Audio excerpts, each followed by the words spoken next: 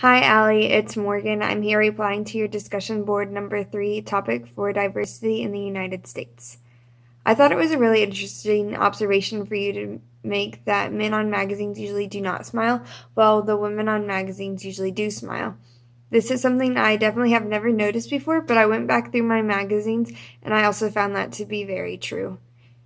I did, however, note in my findings that I also found that men were dressed more casually than the women were, but I do not, however, feel that the women in magazines were dressed more professionally, like you stated.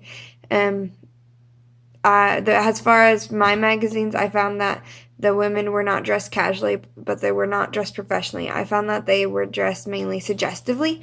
I don't think I really found any where the women were dressed professional. If I did, there wasn't very many at all. I also found that the majority of the men on my magazines had an athletic body build, just like you stated, and that the women tend to be slim. I do not agree that the men should be, I do, like, as far as society goes, I don't think it's right that the men are always the ones who are thought of as athletic, and the women's are always thought of just as thin. I don't think that's necessarily right. I also believe that we should feature more overweight people in our magazines, and as same with you, I also found very few overweight people in my magazines. I only found one. So I really thought what you found was interesting, and what I really like that you stated was that men usually don't smile in magazines, and I think that's right. And I thought that was a really interesting observation. Thank you for sharing.